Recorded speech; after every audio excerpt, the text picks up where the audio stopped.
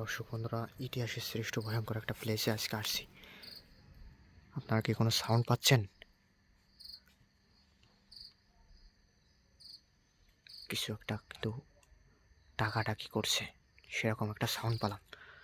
আপনারা পাচ্ছেন কিনা সবাই একটু কমেন্টে জানাবেন। খুবই ভয়ঙ্কর একটা জায়গা, একটা জঙ্গলে আবৃত একটা পরিত্যক্ত বাড়ি।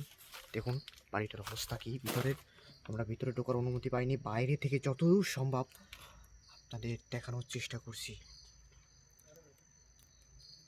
এখানে কিন্তু গভীর রাত হলে বিভিন্ন রকম সাউন্ড শোনা যায় ভাই, সেটা স্বচক্ষে দেখার উদ্দেশ্যে কিন্তু আজকে এখানে আসলাম।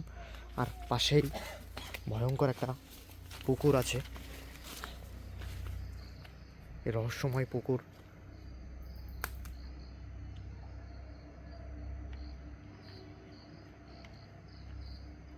গভীর রাত হলে এখানের পরিবেশটা কীরকম হয় সরাসরি আজকে আপনাদের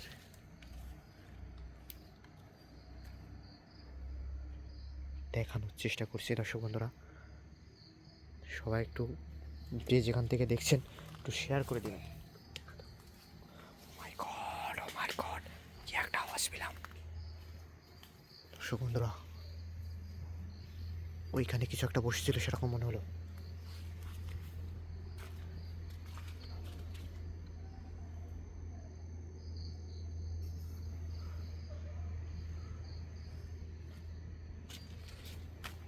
কেউ ওখানে? হ্যালো, কেউ ওখানে?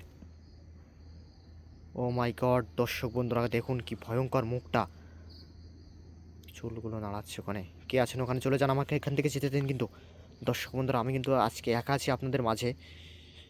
আমার কিন্তু আসলে খুব ভয় করছে, তাও জীবনের একটা লাইফের রিস্ক নিয়ে এই ভয়ঙ্কর জায়গার রহস্য উদ্ঘাটনের চেষ্টায় আমি কিন্তু এখানে আসছি। মনে হচ্ছে ওই ওই উপরেও গাছের উপর কিছু একটা বসে আছে। ও মাই গড,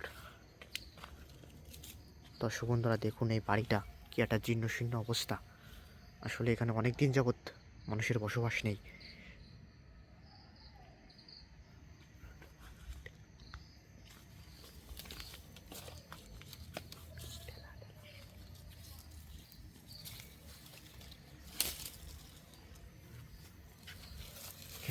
ও মাই গড,